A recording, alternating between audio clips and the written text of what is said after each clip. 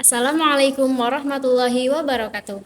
Hai teman-teman, saya Mary dari Prodi Ekonomi Syariah STIES Has Al-Jailani. Pada video kali ini, saya ingin sedikit memaparkan tentang apa sih perbedaan murabahah, mudharabah, dan musyarakah. Yuk kita simak video berikut ini. Jadi, sebelum kita masuk ke pengertian, kita tarik lebih jauh yuk akad dasar Islam. Dalam muamalah, akad syariah itu dibagi menjadi dua. Ada akad tabarru dan akad tijari. Akad tabarru itu untuk tolong-menolong, sedangkan akad tijari itu untuk akad untuk mendapatkan keuntungan secara materi. Di dalam akad tijari itu ada dibagi lagi menjadi dua. Ada akad pertukaran dan akad syirkah. Yang pertama itu akad pertukaran. Salah satu contohnya akad murabahah, dan yang kedua yaitu akad syirkah, meliputi akad mudharabah dan akad musyarakah. Yang pertama kita bahas itu akad murabahah. Murabahah itu diambil dari akar kata robaha yang artinya profit atau keuntungan, yang lebih dikenal dengan transaksi di mana ada pertukaran barang disertai dengan keuntungan. Contoh, saya beli pulpen ini dari si A. Harga aslinya misal 20.000, dijual ke sayanya itu 25.000. Nah, itu namanya murabahah karena si A menjual pulpen ini dengan adanya margin. Nah, marginnya itu yang 5.000 itu. Pembahasan selanjutnya yaitu akad musyarakah yang diambil dari akar kata syaraka yang artinya bersekutu, dan akad mudharabah diambil dari akar kata dharaba artinya saling memukul. Nah, inti dari dua akad tadi itu adanya kerjasama antar dua belah pihak untuk menjalin usaha. Perbedaannya ada dari segi pelaksanaannya, pelakunya, kontribusi modalnya, serta pembagian untung ruginya. Kalau dari yang murabahah itu ada pihak penjual dan pembeli yang terlibat. Aslinya mah seperti kegiatan jual beli biasa aja, dan pertukaran barang dan pertukaran uangnya ya kayak tadi aja tuh, ada pembeli dan penjual yang dilibatkan.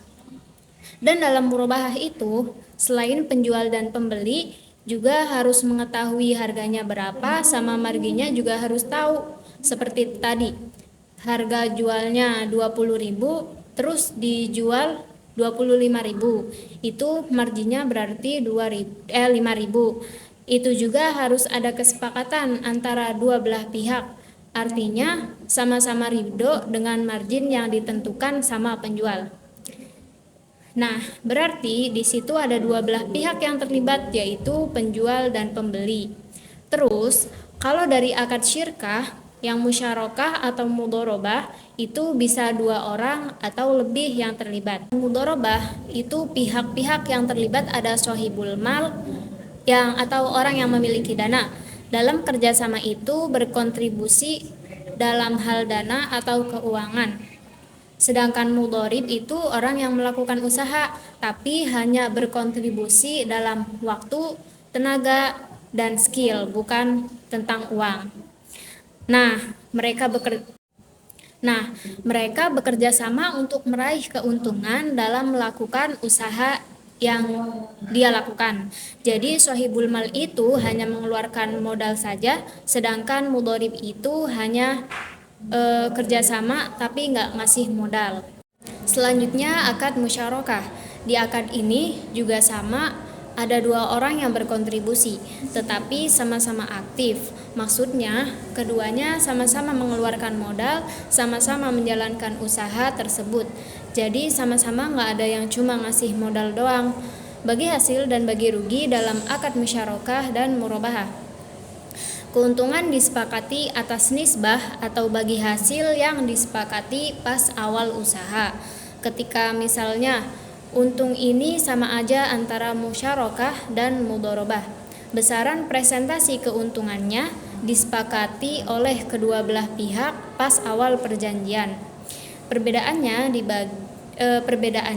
di bagian kerugiannya. Kalau misal di mudharabah, kerugian itu seluruhnya ditanggung oleh sohibul mal karena si mudharib ketika rugi ia akan rugi akan waktu dan tenaganya.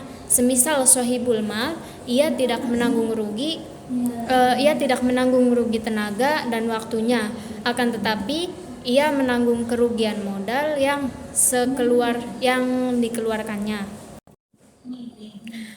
Kalau di musyarakah, kerugiannya itu berdasarkan proporsi modal yang disertakan. Kalau murabahah, pembagian resikonya jelas, namanya juga jual beli. Ketika kamu menjual ke orang lain, otomatis udah berpindah tanggung jawab dong.